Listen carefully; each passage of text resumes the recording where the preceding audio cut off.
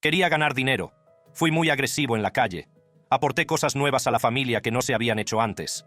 Entonces, ideé el esquema para defraudar al gobierno. En un momento dado, estábamos ingresando 78.910 millones de dólares a la semana. Tengo 300 tipos a mis órdenes listos para hacer cualquier cosa que les diga. La prohibición es la edad de oro de la ginebra y los bares clandestinos. La mafia debía estar frotándose las manos de alegría. Por fin una oportunidad para brillar. Eran como los Robin Hood de la bebida, salvo que en lugar de dar a los pobres, se estaban forrando con el licor ilegal. Pero cuando terminó la ley seca, la mafia tiró la toalla y dijo: «Bueno, ¿fue divertido mientras duró? No, ni hablar. Estos tipos eran como cucarachas después de una explosión nuclear. Sobrevivieron y prosperaron. Entonces, ¿cómo lo hicieron? ¿Cómo mantuvieron el dinero de la luz de la luna? Descúbrelo en este vídeo. Los bajos fondos de la prohibición». Tras la derogación de la ley seca, la mafia se enfrentó a un reto importante. Su fuente de ingresos más lucrativa se había agotado, por lo que necesitaban nuevas vías para mantener sus operaciones ilícitas. Así que dirigieron su atención al mundo de los casinos. Cuando Estados Unidos empezó a recuperarse de las profundidades de la Gran Depresión, el turismo empezó a florecer. Esto supuso una oportunidad de oro para que la mafia capitalizara los deseos y vicios de los turistas ricos y de los lugareños por igual. Una figura clave en este empeño fue Meyer Lansky, un astuto e influyente miembro de la mafia. Lansky, junto con sus socios, vio el potencial de establecer locales de juego estacionales en las afueras de las principales ciudades y puntos turísticos. Lugares como el condado de Broward, a las afueras de Miami, y Saratoga, conocido por su temporada de carreras de caballos, se convirtieron en puntos neurálgicos de estas actividades ilícitas. La mafia vio en estos establecimientos una forma de desplumar a los jugadores desprevenidos y obtener enormes beneficios. Estos locales de juego estacionales se diseñaron cuidadosamente para atraer a los ricos y a los buscadores de emociones fuertes. Se construyeron lujosos casinos, con interiores opulentos, entretenimiento extravagante y una amplia gama de opciones de juego. Desde póker hasta máquinas tragaperras, estos establecimientos ofrecían algo para todos los gustos. Pero la participación de la mafia en el juego de casino iba más allá de proporcionar un lugar para los jugadores. También controlaban las operaciones entre bastidores, asegurándose de que las probabilidades estuvieran siempre a su favor. Los juegos estaban amañados, los crupieres se metían en sus bolsillos y la casa siempre salía ganando. Para mantener su control sobre estos establecimientos de juego, la mafia empleaba una combinación de intimidación y soborno. Se aseguraban de que cualquiera que supusiera una amenaza para sus operaciones fuera rápidamente eliminado. Los agentes de la ley, los políticos e incluso los gánsteres rivales eran sobornados o eliminados, lo que garantizaba que el control de la mafia sobre la industria del juego se mantuviera incuestionable. Pero no solo la mafia se benefició de estos casinos ilegales. Las fuerzas de seguridad locales y los funcionarios del gobierno hacían la vista gorda a sus operaciones a cambio de una parte de los beneficios. La influencia de la mafia llegaba muy lejos, infiltrándose en todos los niveles de la sociedad y corrompiendo a los poderosos. El atractivo de estos casinos era irresistible para muchos. Los turistas adinerados acudían en masa a estos locales de juego con la esperanza de hacerse ricos o simplemente entregarse a la emoción del juego. La mafia sabía cómo satisfacer sus deseos, ofreciéndoles alojamiento de lujo, buena comida y entretenimiento de primera categoría. Estos establecimientos se convirtieron en el patio de recreo de ricos y famosos, donde se ganaban y perdían fortunas en un abrir y cerrar de ojos. Pero la participación de la mafia en el juego de casino no se limitaba a estos establecimientos de temporada. También participó en las salas de juego clandestinas que prosperaban en los mercados urbanos, especialmente en lugares como Harlem. Estos garitos funcionaban de forma similar a las antiguas casas de apuestas, con clientes que apostaban en las loterías de números diarios. A pesar del pésimo servicio al cliente y de los bajos ingresos, estas operaciones seguían siendo rentables para la mafia. Sabían que, incluso con las probabilidades en contra, la gente seguiría acudiendo en masa a estos garitos con la esperanza de llevarse el premio gordo. Y la mafia estaba más que encantada de aceptar su dinero. La prostitución siempre había sido un negocio lucrativo para el crimen organizado, incluso durante la época de la ley seca. Pero con la derogación de la prohibición del alcohol, Lucky Luciano vio la oportunidad de capitalizar aún más este comercio ilícito. Luciano se propuso establecer una vasta red de prostitución que se extendiera por todo Estados Unidos. Sabía que la demanda de servicios sexuales nunca disminuiría y pretendía explotarla al máximo. Bajo el liderazgo de Luciano, la mafia empezó a ejercer control sobre los burdeles, los servicios de acompañantes y la prostitución callejera. Reclutaban a mujeres jóvenes, a menudo mediante coacción o manipulación, y las obligaban a una vida de servidumbre sexual. Estas mujeres eran tratadas como mercancías, compradas y vendidas por la mafia para su propio beneficio. Para proteger sus intereses, la mafia empleaba ejecutores que se aseguraban de que las mujeres permanecieran bajo su control. Estos ejecutores eran despiadados y violentos, y utilizaban la intimidación y la fuerza física para mantener a las mujeres a raya. Cualquier intento de escapar o desafiar la autoridad de la mafia tenía graves consecuencias. La implicación de la mafia en la prostitución iba más allá del control de las mujeres. También ejercía influencia sobre las fuerzas del orden y los funcionarios del gobierno para garantizar que sus operaciones no se vieran perturbadas. Los sobornos y los pagos eran habituales, lo que permitía a la mafia operar con impunidad. El final de la ley seca también marcó un punto de inflexión en la demanda de estupefacientes. Supuso una oportunidad de oro que la mafia supo aprovechar. Con sus amplias redes y conexiones, la mafia estableció rápidamente un bastión en el comercio ilícito de drogas. Se convirtieron en intermediarios que facilitaban la distribución de drogas, como la cocaína, la heroína y la marihuana, a consumidores ávidos. Los beneficios eran asombrosos, y los riesgos no hacían sino aumentar el atractivo de estos audaces delincuentes. Una de las figuras clave en este cambio hacia el narcotráfico no fue otro que Lucky Luciano. Luciano vio el potencial de esta nueva empresa. Comprendió que la demanda de drogas se disparaba y no perdió tiempo en aprovechar la oportunidad. Bajo el liderazgo de Luciano, la mafia empezó a importar drogas de diversas partes del mundo, especialmente de países de Sudamérica y Asia. Establecieron intrincadas rutas de contrabando, utilizando una red de contactos y funcionarios corruptos para garantizar el paso seguro de su carga ilícita. La participación de la mafia en el tráfico de estupefacientes no estuvo exenta de dificultades. Las fuerzas del orden tomaban medidas enérgicas contra el narcotráfico, y las bandas rivales se disputaban el control del lucrativo mercado. Pero la mafia, con sus tácticas despiadadas y su determinación, conseguía ir un paso por delante. Para proteger sus intereses y mantener el control, la mafia recurrió a la violencia y la intimidación. Eliminaban a los miembros de bandas rivales y corrompían a los agentes de la ley. Infundían miedo a cualquiera que se atreviera a desafiar su dominio. Este reino del terror les permitió consolidar su posición en el tráfico de estupefacientes y garantizar su rentabilidad continuada. Sin embargo, la participación de la mafia en el tráfico de drogas iba más allá de la distribución. También se adentraron en la producción y fabricación de drogas, ampliando aún más su imperio. Se establecieron laboratorios secretos en lugares ocultos, donde químicos empleados por la mafia trabajaban incansablemente para producir estupefacientes de alta calidad. Estas drogas se distribuían a través de una amplia red de traficantes y agentes callejeros, llegando a todos los rincones del país. La capacidad de la mafia para controlar toda la cadena de suministro, desde la producción hasta la distribución, les proporcionaba una ventaja significativa. Los beneficios del tráfico de estupefacientes eran asombrosos, superando incluso las riquezas que habían amasado durante la ley seca. La adaptabilidad de la mafia y su voluntad de aprovechar nuevas oportunidades les permitió no solo sobrevivir, sino prosperar frente a la adversidad. Mientras que algunos criminales recurrieron al arriesgado tráfico de estupefacientes, otros encontraron un camino diferente para continuar sus operaciones, un resquicio legal. Una familia, en particular, destaca por su ingenioso planteamiento para mantener su imperio ilícito, la familia Seagram. La familia Seagram llevaba décadas involucrada en el negocio del alcohol, pero fue durante la ley seca cuando realmente dejaron su impronta. En 1857 se fundó la destilería Waterloo en Waterloo, Ontario, Canadá. Joseph E. Seagram se convirtió en socio en 1869 y llegó a ser el único propietario en 1883, rebautizando la empresa como Joseph E. Seagram & Sons. En la década de 1920, la ley seca estaba en pleno apogeo en Estados Unidos. Samuel Bronfman y sus hermanos, impulsados por las lucrativas oportunidades que ofrecía la prohibición del alcohol, fundaron Distillers Corporation Limited en Montreal.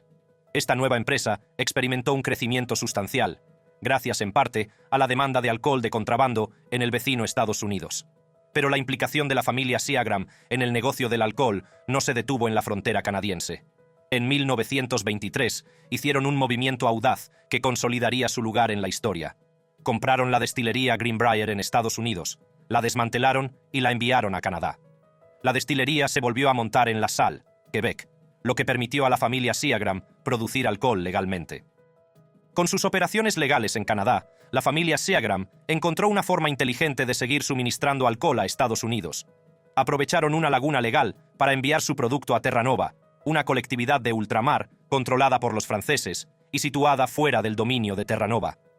Desde allí, los contrabandistas llevaban el licor a las fábricas de ron de estados como Nueva York y Nueva Jersey, donde se distribuía a los ávidos consumidores.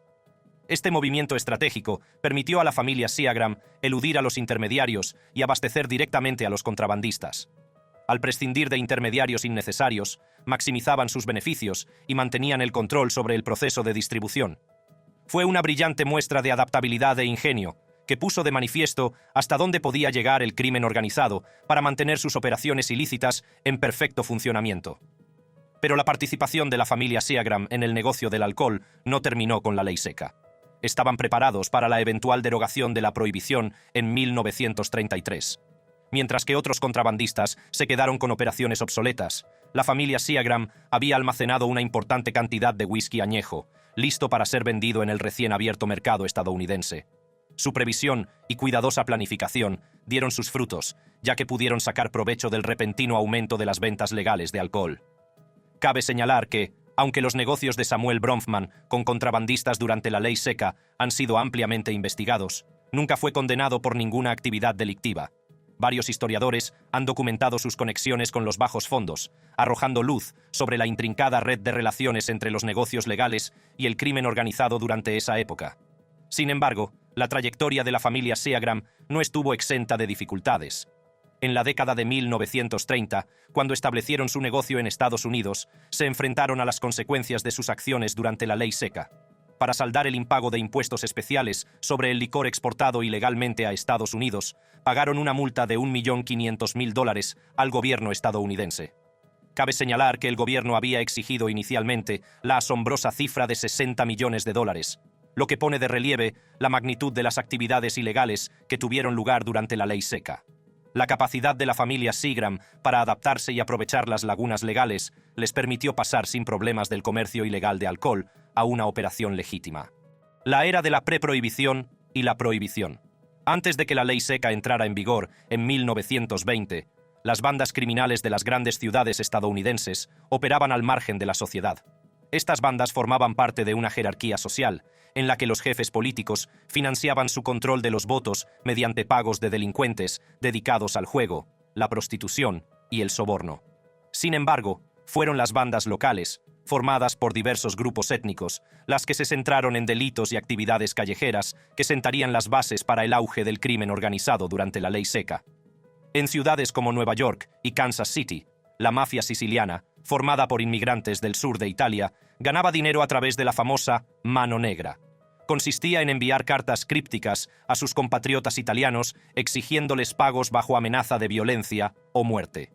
Las actividades de la mafia no se limitaban a la extorsión, ya que también se dedicaban al juego y a otras actividades ilícitas sancionadas por la infame maquinaria política del Tammany Hall. Sin embargo, no solo la mafia prosperó en la época anterior a la ley seca. Varios grupos étnicos, como los irlandeses, los judíos y los polacos, tenían sus propias bandas locales implicadas en diversas actividades delictivas. Estas bandas operaban en sus respectivos barrios y se dedicaban a la extorsión, la usura, las drogas, los robos con allanamiento de morada y la violencia contractual. Las bandas irlandesas, como la tristemente célebre banda de Five Points, eran conocidas por su participación en delitos callejeros.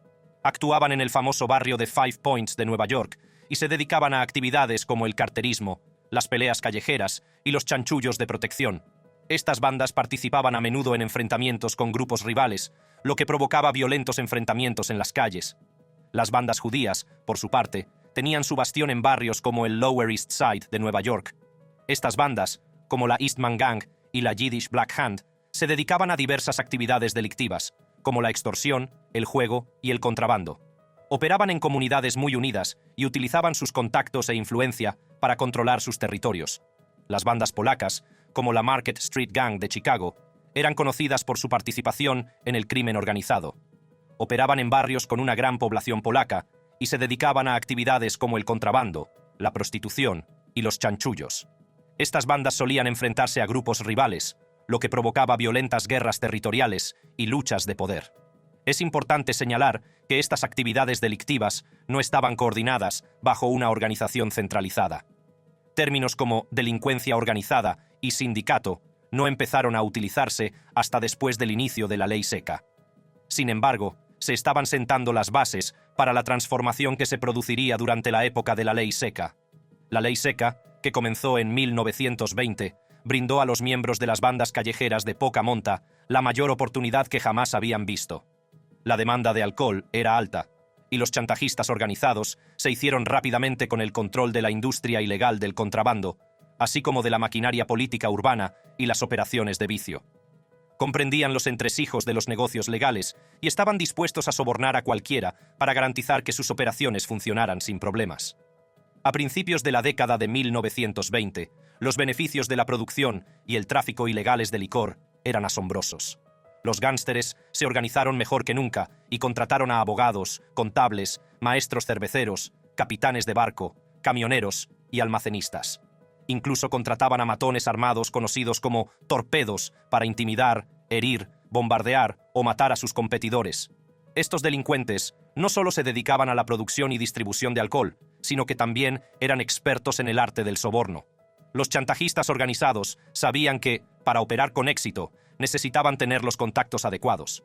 Sobornaban a policías, jueces, jurados, testigos, políticos e incluso a agentes federales de la ley seca. Estos sobornos se consideraban el coste de hacer negocios y garantizaban que las fuerzas del orden hicieran la vista gorda ante sus actividades ilegales.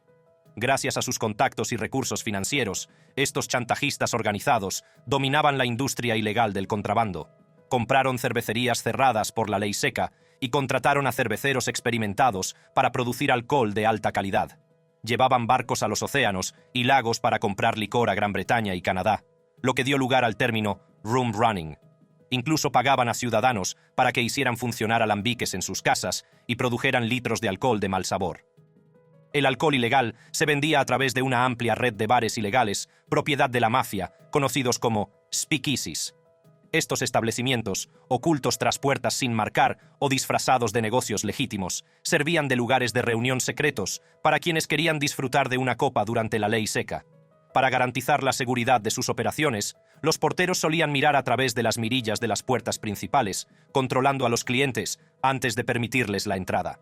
Los beneficios de estas actividades ilegales eran asombrosos. Las nuevas bandas de traficantes de alcohol durante la ley seca cruzaban líneas étnicas, con italianos, irlandeses, judíos y polacos trabajando juntos. Sin embargo, las rivalidades entre bandas, los tiroteos, los atentados y los asesinatos fueron frecuentes durante los años 20 y principios de los 30. Solo en Nueva York murieron más de 1000 personas en enfrentamientos entre bandas durante la ley seca. El periodo desencadenó una revolución en el crimen organizado, generando marcos y montones de dinero en efectivo para las principales familias del crimen que, aunque mucho menos poderosas, siguen existiendo en la actualidad. Las infames 5 familias italoamericanas de Nueva York, incluidas las familias Gambino, Genovese, Lucchese, Bonanno y Colombo, surgirían de la riqueza producida por la ley seca. Los contrabandistas operaban en todo Estados Unidos, de Boston a San Luis, de Miami a Seattle y San Francisco. En Detroit, la famosa banda Purple contrabandeaba licor a través del río Detroit. En Cleveland, la Mayfield Road Gang de Mo Dalitz utilizaba lanchas rápidas para transportar licor a través del lago Erie desde Canadá. Sin embargo, los mayores sindicatos nacidos de la ley seca tenían su base en Nueva York y Chicago, ciudades portuarias con una población considerable de inmigrantes oprimidos procedentes de Italia, Irlanda, Polonia y otras partes de Europa. Muchos de estos mafiosos formaban parte de una generación nacida a finales del siglo XIX y principios del XX, que alcanzó la mayoría de edad con la ley seca. Vieron los inmensos beneficios que podía reportar el comercio ilegal de alcohol y aprovecharon la oportunidad. El auge de la delincuencia organizada durante esta época se vio alimentado por la insaciable demanda de alcohol y la voluntad de estos delincuentes de explotarla. En el submundo criminal de la época de la ley seca surgieron 2 figuras clave como rostros del crimen organizado: Charles Lucky, Luciano y Al Capone. Estos famosos gánsteres simbolizarían el poder, la riqueza y la crueldad de la mafia de la época. Charles Lucky, Luciano, un inmigrante italiano de Sicilia, comenzó su andadura en el crimen organizado muy joven. Al principio de la ley seca, Luciano, con solo 23 años, empezó a trabajar para el jefe del juego ilegal, Arnold Rothstein, un importante inversor en contrabando. Bajo la dirección de Rothstein, Luciano ascendió rápidamente y se convirtió en el mayor contrabandista de Nueva York. El imperio criminal de Luciano iba más allá del contrabando. Participó en la producción e importación de alcohol, trabajando en estrecha colaboración con otros socios ricos en la ley seca, como Meyer Lansky, Benjamin Bugsy Siegel, Louis Lepke Buchhalter y Abe Longy Zwillman. Juntos formaron una poderosa red que controlaba diversos aspectos del comercio ilegal de alcohol. El ascenso al poder de Luciano no estuvo exento de dificultades. En 1930 estalló en la comunidad italiana de Nueva York un conflicto conocido como la Guerra Castellammarese.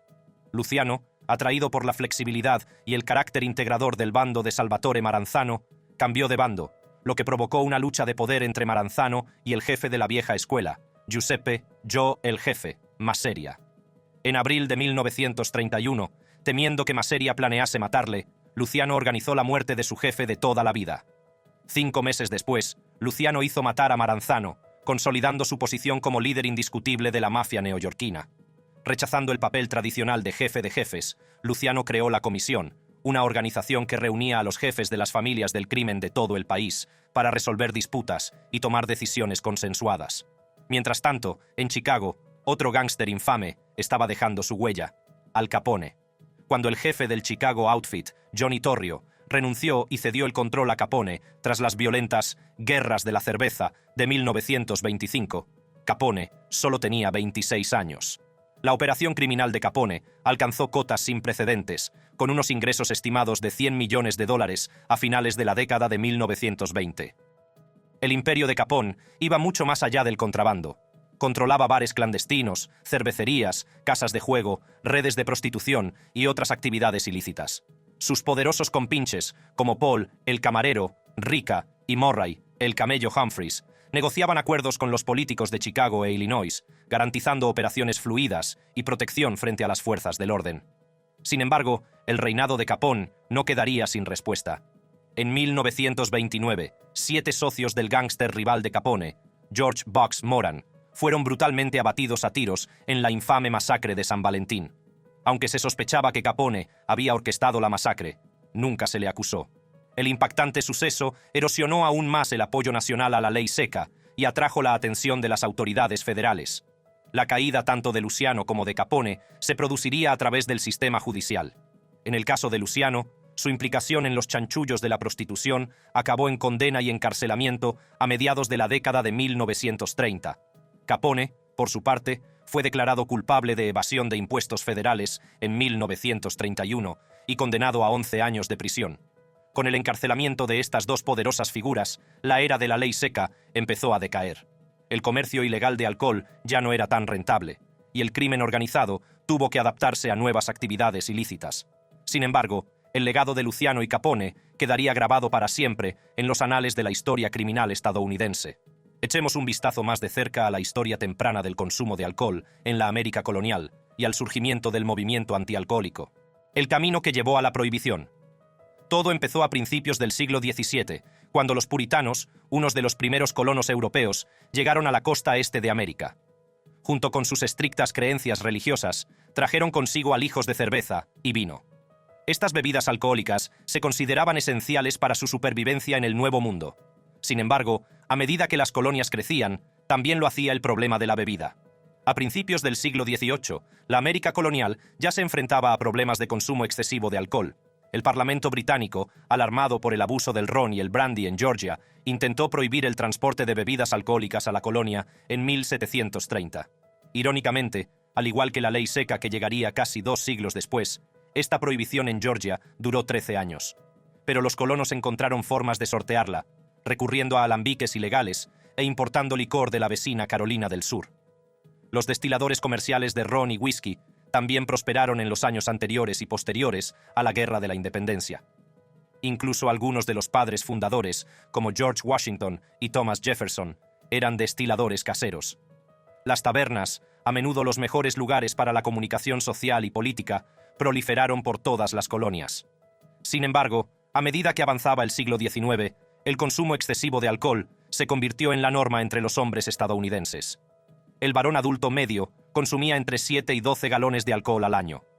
Empezaron a surgir preocupaciones sobre los efectos negativos del alcohol en la sociedad. En 1811, el expresidente John Adams declaró su celo equivalente al entusiasmo contra la propagación del licor fuerte y las tabernas. En 1814 se crearon organizaciones como la Sociedad para la Supresión de la Intemperancia de Massachusetts, para protestar contra el consumo excesivo de alcohol. Pronto surgieron grupos similares en Connecticut y Nueva York. El secretario de guerra del presidente Andrew Jackson llegó a eliminar las raciones de whisky que se daban a los soldados del ejército estadounidense y prohibió beber en las instalaciones militares. El movimiento washingtoniano, un grupo de bebedores de Baltimore, comenzó en 1840, pidiendo a otros que se unieran al compromiso de abstenerse del alcohol. Incluso un joven Abraham Lincoln, en su discurso sobre la templanza de 1842, alabó el espléndido éxito de las campañas para reducir el consumo de alcohol. Sin embargo, también hizo un llamamiento a la comprensión y el apoyo a los bebedores de toda la vida, pidiendo una gota de miel y apoyo moral en lugar de condena. El movimiento antialcohólico cobró impulso en los años posteriores a la Guerra Civil, sobre todo entre las mujeres que eran esposas de hombres profesionales de clase media y alta. Culpaban a la bebida de la violencia doméstica y de los problemas económicos en el hogar. En 1873, en Hillsboro, Ohio, una mujer llamada Eliza Madre Thompson, inspirada por el doctor Diocletian Lewis, comenzó a organizar grupos de mujeres que cantaban himnos para entrar en tiendas y salones, instando con éxito a muchos propietarios a dejar de vender alcohol. Esta campaña prendió rápidamente y los defensores de la templanza consiguieron detener la venta de alcohol en algunas partes del Medio Oeste y el Oeste. En 1874 se fundó la Women's Christian Temperance Union, una organización de protesta y presión encabezada por Frances Willard. La WCTU hablaba de una prohibición nacional del alcohol y también desempeñó un papel importante en la promoción del sufragio femenino. Sin embargo, los éxitos políticos del movimiento antialcohólico se vieron obstaculizados por el poder de presión de las empresas licoreras. Estas compañías incluso bloquearon los esfuerzos para ampliar el derecho al voto de las mujeres, temiendo que votaran a favor de la prohibición. El escenario estaba preparado para un cambio mayor en el camino hacia la prohibición, que llegaría en 1893 con la fundación de la Liga Anti-Saloon. Este grupo prohibicionista, encabezado por Wayne Wheeler, demostró ser un astuto e implacable estratega político. La Anti-Saloon League surgió durante la era progresista, un periodo de importantes reformas en materia de derechos civiles, trabajo, conservación, industria y corrupción política. Wheeler aprovechó el sentimiento antiinmigrante de la época, induciendo el temor entre los estadounidenses blancos, principalmente rurales, de que la cultura de la bebida de los recién llegados de Europa a las zonas urbanas estaba debilitando la fibra moral de la nación. El éxito de Wheeler comenzó en Ohio, donde consiguió que se eligieran legisladores secos. En 1908, más de 50 condados de Ohio habían optado por prohibir el alcohol. Wheeler se dio cuenta de que la prohibición nacional estaba a su alcance. Cuando Estados Unidos entró en la Primera Guerra Mundial tras declarar la guerra a Alemania en abril de 1917, los prohibicionistas vieron una oportunidad para impulsar su causa. Liderados por Wayne Wheeler y su alianza de bandas de mujeres a favor de la templanza, como la Women's Christian Temperance Union y grupos de iglesias protestantes, pusieron sus miras en una enmienda constitucional que prohibiría la mayor parte del alcohol. Wheeler y su banda se convirtieron en una poderosa fuerza política nacional, explotando el patriotismo, el resentimiento contra los fabricantes de cerveza germano-americanos y el deseo de proteger a las tropas estadounidenses de las tentaciones del licor y los salones. Su primer gran triunfo fue convencer al Congreso de que aprobara la prohibición de guerra, una prohibición del alcohol mientras durara la guerra. Con el impulso de su lado, los activistas secos propusieron una enmienda de prohibición al Congreso. Planeaban presionar a las legislaturas estatales para que aprobaran su aprobación. El 19 de agosto de 1917, el Senado de EE.UU votó 65-20 a favor de la 18ª enmienda propuesta. La Cámara de Representantes hizo lo propio con un voto favorable de 282 a 128, el 18 de diciembre de 1917. La legislatura de Mississippi se convirtió en la primera de los 36 estados que debían ratificar la enmienda para su inclusión en la Constitución, y lo hizo el 18 de enero de 1918. Cuando los votantes acudieron a las urnas el 5 de noviembre de 1918, para las elecciones de mitad de mandato de los candidatos locales, estatales y nacionales, el número de muertos en la guerra del país había ascendido a 100.000 personas. Pocos días después de las elecciones, el 11 de noviembre de 1918, se firmó el armisticio que ponía fin a la Primera Guerra Mundial. Con la guerra terminada y el sentimiento nativista y antiinmigrante en el aire, los prohibicionistas aprovecharon el impulso. Semanas más tarde, el 16 de enero de 1919, la 18ª enmienda se convirtió en ley después de que la 36ª legislatura estatal, Utah, la ratificara. La enmienda debía entrar en vigor exactamente un año después. Pero antes de que la prohibición pudiera aplicarse plenamente, el Congreso tuvo que aprobar un estatuto federal para hacer cumplir la 18ª enmienda. Esta ley establecería un procedimiento legal para prohibir la venta, distribución y transporte de alcohol, con una graduación no superior al 0,5%. También crearía una oficina de agentes federales para hacer cumplir la ley. El encargado de redactar esta ley no fue otro que el propio Wayne Wheeler. Él redactó meticulosamente toda la legislación, conocida como Ley de Prohibición Nacional. Sin embargo, pronto sería más conocida como la Ley Volstead, en honor al representante Andrew Volstead, republicano de Minnesota y presidente del Comité Judicial de la Cámara de Representantes, que lideró los esfuerzos para aprobarla. El Congreso aprobó la Ley Volstead en julio, a pesar de la oposición del presidente Wilson. Los legisladores anularon su veto en octubre, consolidando el compromiso de la nación con la ley seca. Así, el 17 de enero de 1920 comenzó oficialmente la ley seca en Estados Unidos. Las infracciones de la ley podían acarrear multas de hasta $1,000 y meses de cárcel. La desastrosa era de la prohibición, que duró 13 años, había comenzado. La ley seca tuvo profundas repercusiones en la sociedad y la cultura estadounidenses. Dio lugar a un próspero mercado clandestino de alcohol ilegal, propició el crecimiento del crimen organizado y desencadenó una oleada de bares clandestinos y establecimientos secretos de consumo de alcohol. Pero también tuvo consecuencias imprevistas, como la pérdida de ingresos fiscales, el aumento del peligroso alcohol casero y la erosión del respeto por la ley. La ley seca acabaría siendo un experimento fallido. En 1933 se ratificó la 21ª enmienda, que derogaba la 18ª y ponía fin a la ley seca. Si le ha gustado este video, haga clic en la tarjeta que aparece ahora mismo en su pantalla para ver más vídeos.